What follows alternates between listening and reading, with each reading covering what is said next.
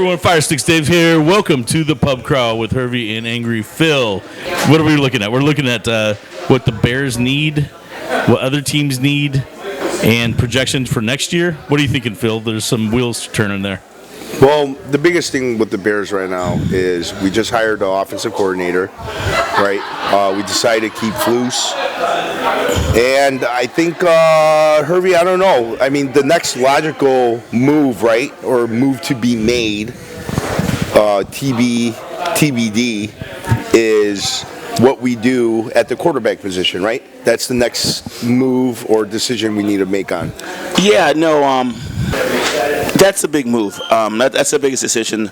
What is Ryan Poles going to do? Yeah, we'll get into the Bears, and then we'll transition in the NFL playoffs. But last time we talked, the Bears were playing better football. Yes. And we were saying how Justin Fields plays down the stretch will determine, whether or not he's the guy or not. And of course, which we all should have known, he played just like Justin Fields plays. Good at times and what the hell at times. And now we're at the position we're at. And it's one of those things where I'm leaning taking Caleb Williams. I'm leaning trade Justin Fields for what you can get for him. Use the first and the 9th pick to get whatever you deem is the best. Me thinking Caleb Williams at 1, then whether it's O-line or receiver or edge at 9. Yeah. Possibly trading back and still getting a good O-lineman or edge and getting some draft capital. But I'm just glad I'm not Ryan Poles. How are you leaning, Phil? Which direction are you thinking? I'm curious to see. So, Justin Fields to me has shown flashes of someone that you can build a team around, but so did I in 8th grade. So I will say this: at the end of the season, with a few weeks of watching the playoff games and really digesting what happened in the season, and obviously he got hurt and missed 4 games. I think he improved from last year, but it wasn't enough for me to say we shouldn't be looking at other quarterbacks, especially in the draft, especially because we were guaranteed a number 1 spot after Carolina clinched the worst record. At this point, you look at everything, you look at all the quarterbacks, and you look at what you can possibly get for the number 1 pick. But to me, I think I'm leaning towards getting Caleb Williams. So the regular fan is just saying, draft Caleb Williams or keep Justin Fields. Poles has to do more than that. Poles has to assess what does the free agent market look like? How deep truly is this draft class? To if I do trade the number 1 pick, how much I'm going to get a big haul no matter what. But am I going to get guys that I can feel could impact this team right away? At 9. At 3 or 4 where I go to, then in the second round, then on day 2 and on day 3. Can I get impact players, the moment we hit the ball and hit the ground running, moment we go to training camp, so it's easier said than done. But it's just so frustrating to me that, like you said, Justin Fields has shown glimpses, but C.J. Stroud, he showed he is that dude. Patrick Mahomes, from the get-go showed he can be that dude. Joe Burrow is that dude. All the young quarterbacks, Lamar Jackson, even guys like Trevor Lawrence at times, even though I love Trevor Lawrence, he's so damn frustrating, but he can show, I can win you a football game when I'm down 2 scores in the 4th quarter. I may screw it up, but I'm going to give us a chance. I'm going to put us back in there with my arm talent. Justin just hasn't done that. So I'm definitely leaning going Caleb Williams. Reset the rookie quarterback clock, the money. Because if you're committing to Justin Fields, you're committing to him for 4 years and giving him $160 million. And then you're either looking very, very smart, like the Bulls are doing with Kobe White, signing him, extending him when people were probably saying maybe let him go, and now Kobe White's is excelling, or you're going to maybe look like the New York Giants and say, well, Daniel Jones isn't our guy for sure, but we're stuck with him for another year and we have to pay him $80 million. And to that point, you could potentially in a year from now be talking about how genius the Bears are because they stuck it out with Justin Fields, and you stuck it out with Justin Fields, and you got him on a relative bargain because if he was banging it up, if he was lighting it up, then his contract's gonna be a lot more. It could be a lot more, but just the way that the quarterback market is now, if you're a starting quarterback in the NFL, you're gonna get paid $40 million. Yeah. Period. Like Daniel Jones, he got 4 years, 160. But if you're upper echelon, you're getting much more than that. Oh, much more, yeah. You're getting north of 50. Right. And Yeah. so, and the other thing that I want to throw out there is I've always been a believer in what I call the learning curve. If you could pluck out a rookie from a top tier program in college ranks and throw him into the NFL, that works in my opinion, just my opinion, that works for running back, that works for wide receiver. Quarterback needs a few more years to bake and to marinate a little bit. Well, it all depends because you can say Lamar Jackson didn't need that. You can say Joe Burrow didn't need that. You can say C.J. Stroud definitely didn't need it. Yeah. They started C.J. Stroud from day one. And C.J. Stroud, his first two preseason games looked like us playing the quarterback position. Lost, and it's a transition. But the number one knock on Justin Fields is I wouldn't say processes things too slow, just when he's actually in games, his recognition and when he's reading defenses and during plays is just too slow. It's behind. He holds onto the ball, tries to extend plays with his legs, and it doesn't always work. Sometimes it does. That's his number one asset. He's probably the most athletic player playing the position.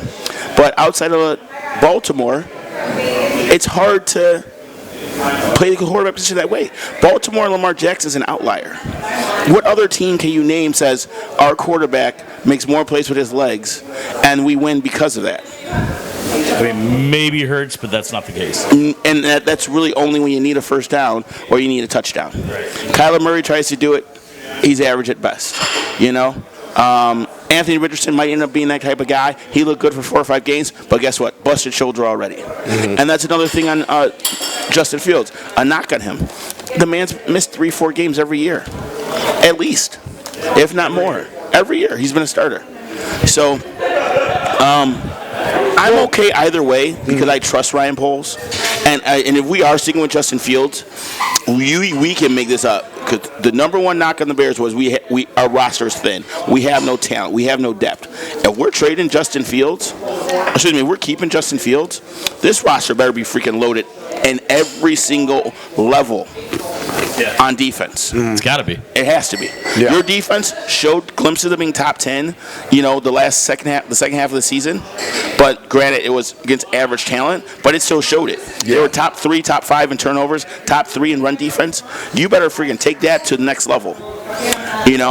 But like I said, Poles has to assess not just the draft class, not just if it's Caleb Williams or Justin Fields, but it's going to be based off of what edge rusher am I getting? Can I get Danielle Hunter? Can I get Chase Young? Who am I getting, on the O-line? How long was the Sweat deal for? Is that just through the 4 years. Okay. Yeah. Yeah, no, he's here. He's invested. They're going to re-sign Jalen Johnson. He was Hopefully. He was Hopefully. in fact a different. Jalen Johnson, at the end of the day, will be the top paid quarterback in the NFL. You think he's going to be the highest paid, $21 million or whatever? The Bears have no choice. Yeah. He I would played love to. He played great. He missed the need him to Packers stay. game, and Jordan Love looked like Aaron Rodgers out there. That's And that kind was of the MO with on Jalen Johnson missing. It's kind of the MO on the McCaskey family. They have a hard time when the player, if you look at kind of the comparisons, the comps out there, that open up the checkbook and pay what that player is deserving of, and they just seem to have a reluctance to do that. They definitely paid Mac, but then got rid of him when they realized after the 1 year, we're not going anywhere. They were reluctant to pay Roquan Smith. They did pay Sweat this season when they made the trade. Yeah. But yeah, they are reluctant to do it. But you're in a business now, and a point in your franchise's history where you have no excuse. It's very similar to the Cubs, in my opinion. You've built a team that's ready to take off. Yeah. And it's not even just that. Your roster is ready to take off, but you have to freaking spend money and get players just to compete in your own division right now. Yeah. You got Detroit, who's playing an NFC Championship game. You got Green Bay, who should be playing an NFC Championship game. And then you still have Minnesota, who's winning 7, 8, 9, 10 games every year. Agree. Hey everyone, Firestick Dave here. Welcome to the Pub Crawl with Hervey and Angry Phil. We're coming to you live from Players Pub and Grill here in Prospect Heights. And earlier we referenced the Anna Kournikova Sports Illustrated cover. Come on up here to Players Pub and check it out for yourself. What are we going to talk about now? We're going to dive into. Are you going to wrap up some? Wrap up some Bears talk. So yes. I think we're both. At least I'm saying I'm okay with whatever approach that Poles takes. As a Bears fan, I talked to my buddy Brad about this. This is the most important Bears offseason and possibly their franchise history, just only because of the potential it could be for getting your franchise quarterback, or if Poles thinks Justin Fields can be that guy, then just loading your roster from top to bottom. And you won 7 games this year. You had a chance to win probably 9 or 10. You have a chance to really put yourself in that conversation to compete for the division and win the North year in and year out for the next handful of years. So I'm just hoping, fingers crossed, because I'm tired of losing and seeing frustration on Sundays. Bears only have one winning season in the last 10 years, one playoff win in the last 15. I think maybe since dating back to the Super Bowl, so maybe even 17 or 18.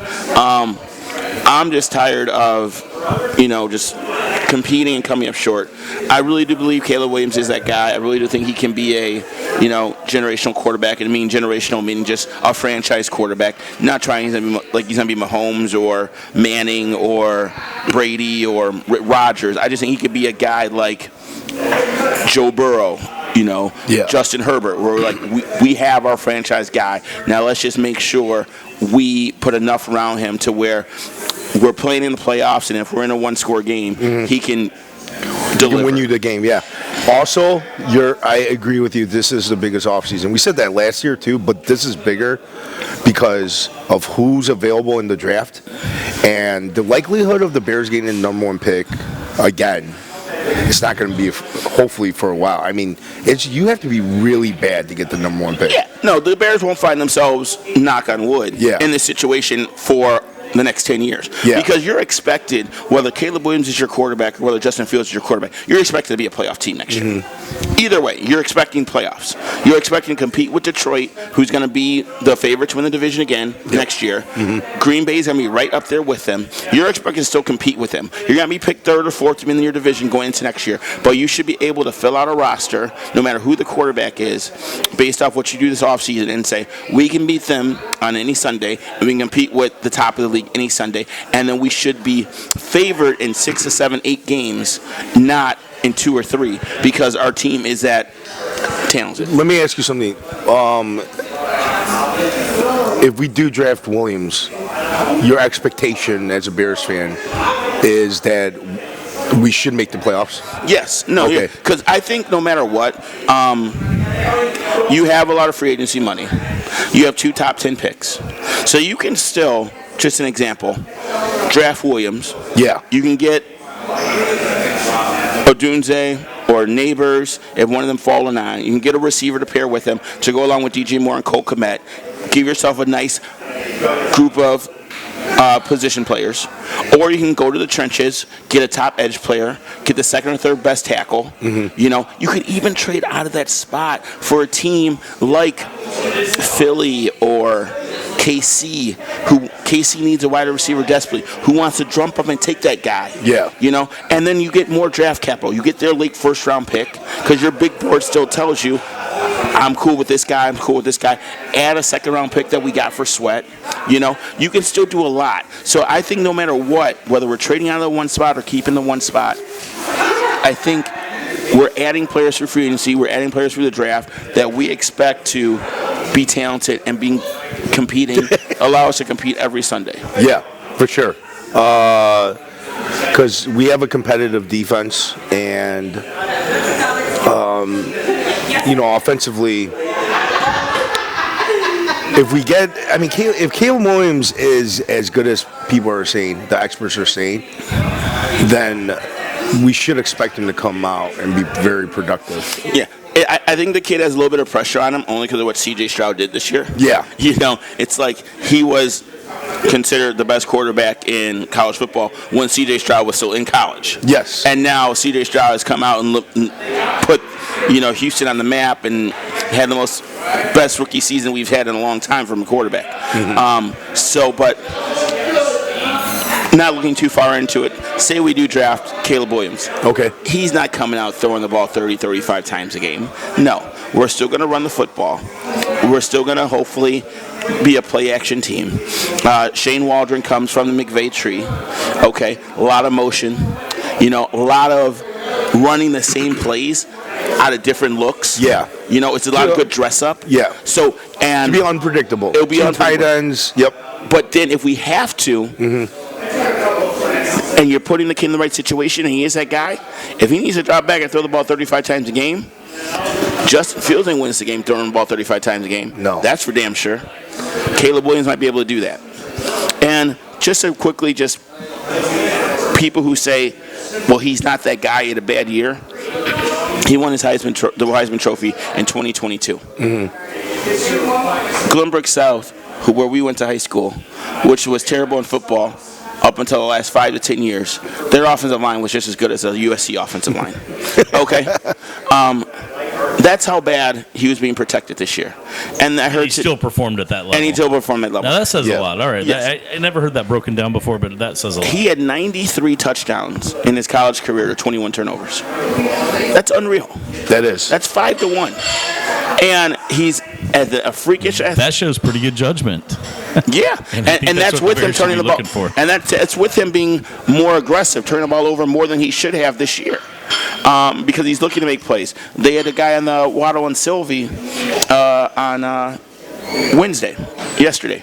I only caught part of it, but he was breaking down Caleb Williams. He said, Caleb Williams there's times where he's looking for the home run ball when he can easily check it down and get 5-7 yards. It's college football, so he thinks he can make every single play. That's an easy adjustment. In the big scheme of things, that's the thing that you can adjust to. Exactly. Not don't be a check down Charlie and Exactly. dumping it off Check down, Charlie. 10, 15 yards every time. Yeah, no, it's easy. Look for the play. Nope, I'm going to take the 5-7. Maybe punt it here. Maybe go to a third down. Maybe just get myself ahead of the chains. So a lot of the problems with Caleb Williams are fixable, in my opinion. Yeah. The more I talk, the more I think it's a no-brainer. But we're not the ones making the decision. We're not the ones spending the money. People have different philosophies. I'm always the last.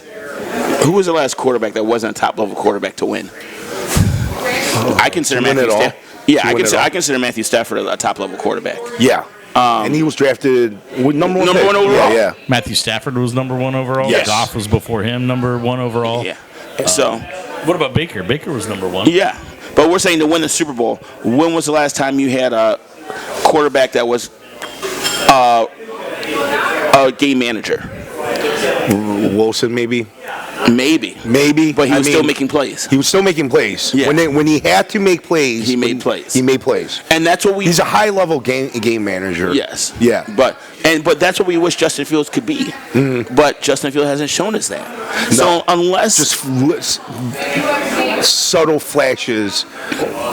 Against Minnesota, he did get us into field goal range and win the game. But I agree with you. I do agree with you. There's just not enough to feel comfortable saying that. Yeah. So that's where I changed my judgment or preference. But I am curious to see what the market is for that number 1 pick. I'm going to go ahead and go out on a limb here and just tell everyone right now that I'm a little tired of you two agreeing with each other all the time lately. It's a bunch of shit.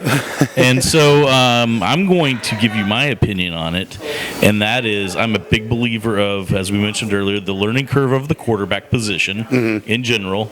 Justin Fields has been challenged. He's made a handful of bad decisions just about every game that I saw this year. And here he is. He's on a national stage about whether he gets, set aside, pushed out, and he potentially have to sign with someone else, all so that they can draft an unproven rookie. And you don't think that lights a fire under a dude's ass? I got to believe it does. I say that the Bears should, this Kansas City Chiefs fan says that the Bears should stick with Justin Fields, ride it out, let that maturity process develop a little bit more.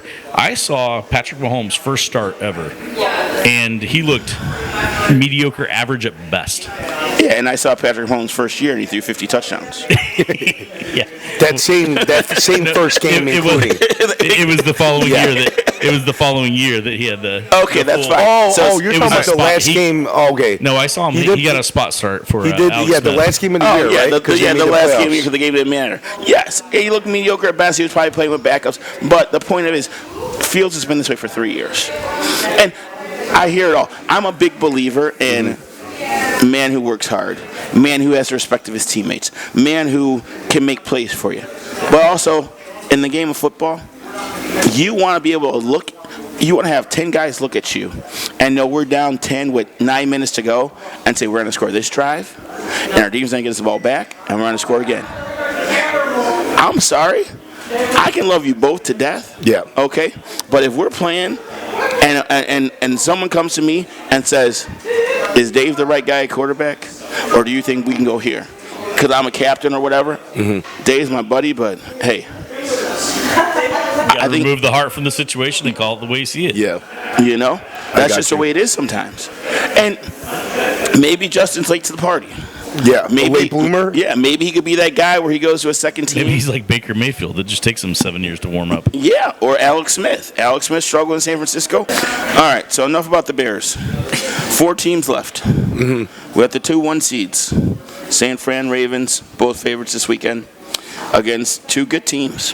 One team that I think is a little surprised to be there in the Kansas City Chiefs. Another team that's... You're surprised? I think just based off the way they played all year, people are surprised they're here. The inconsistency, the struggles on offense, being a defense is our first team now. Going into Buffalo, and winning. You never count out a team with Patrick Mahomes and Andy Reid, but I think it's still a little bit of a surprise that they're here.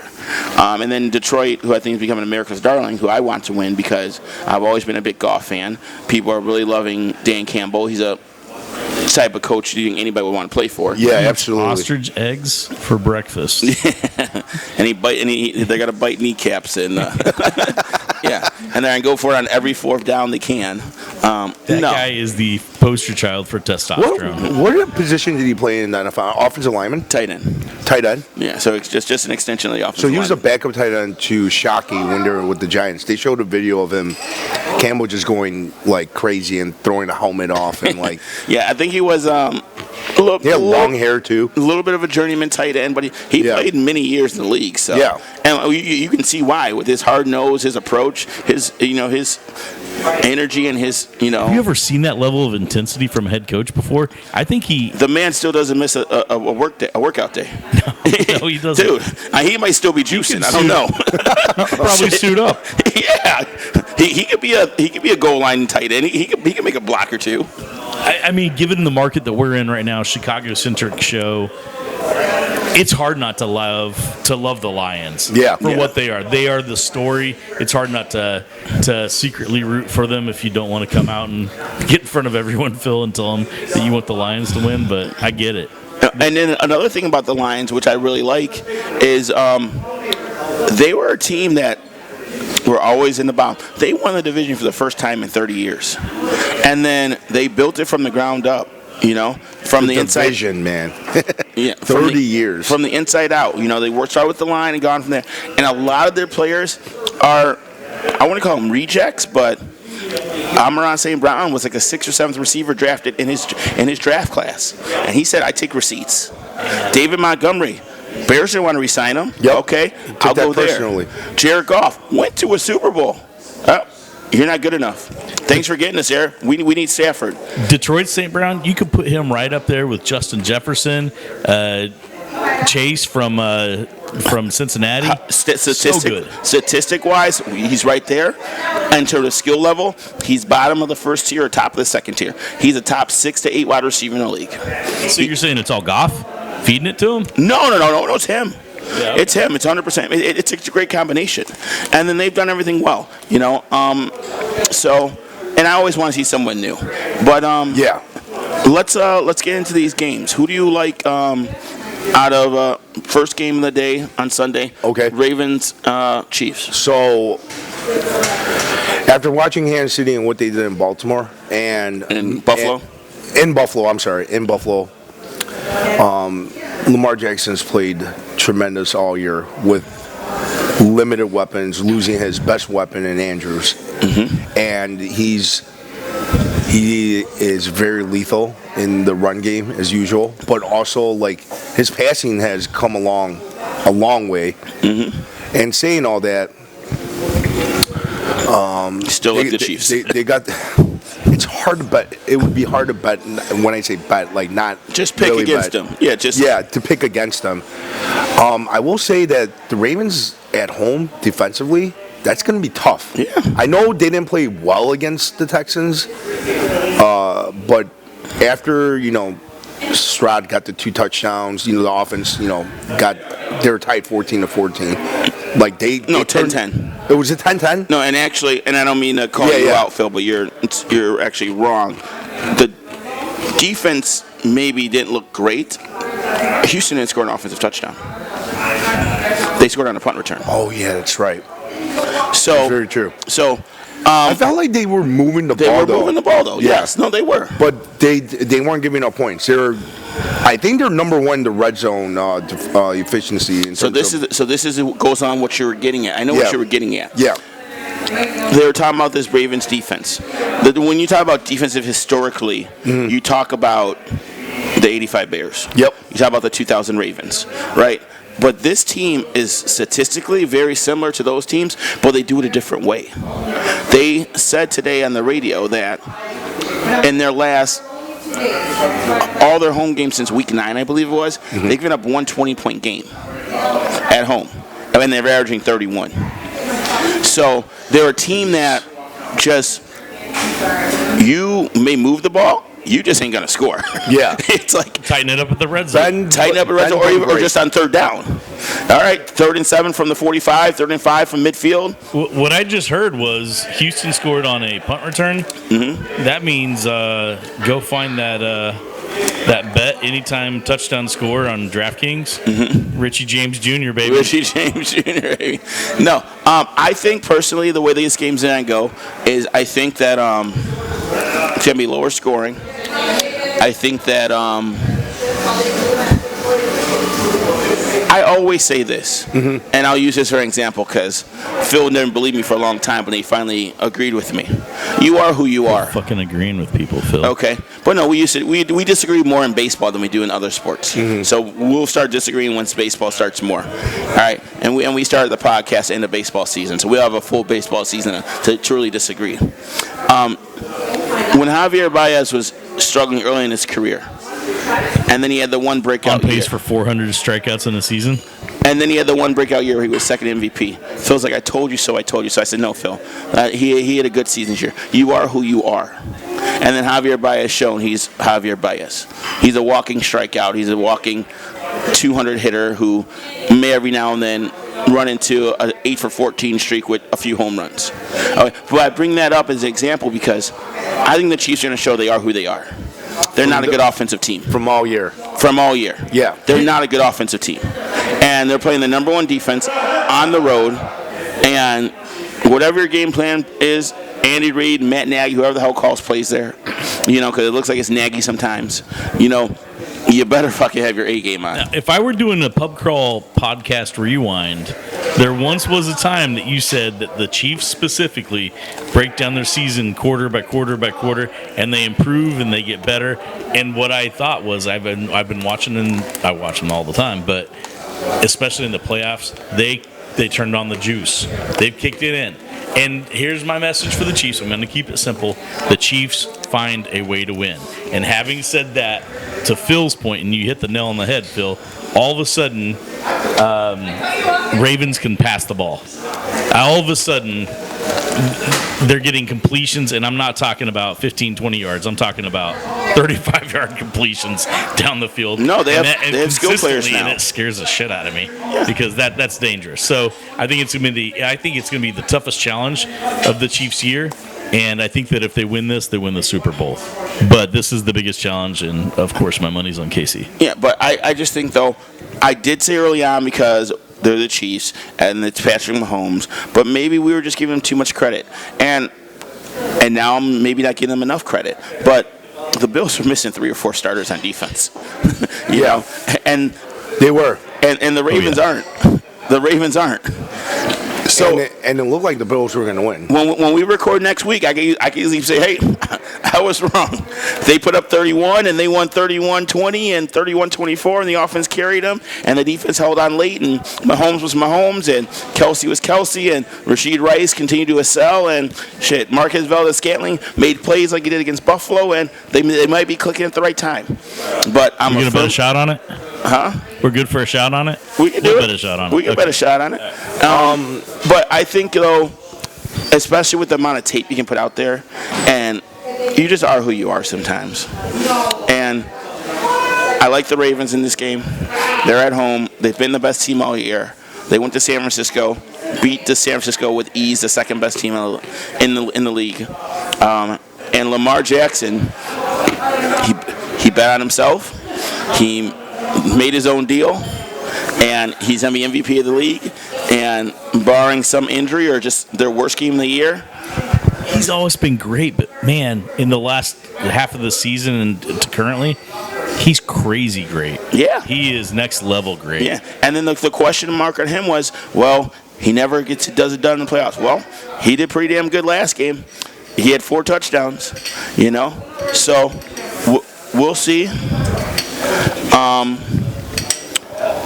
But that's where I'm at. So you're on KC. Oh yeah. I'm KC. on Baltimore. I think that's just the hometown boy Hey, I got right it. there. What am I? They're gonna kick me out if I don't. That's just a hometown boy there. I'm Who we got, Phil? I'm gonna go with Baltimore because they're at home, but like I don't feel great about it. So know? you say if you're forced to pick, it's Baltimore, but you're not Phil, are you surprised betting if me a it's shot KC. too? No, I'm not going to. I'm just gonna enjoy the game. That's a game where like I just Who like, are you?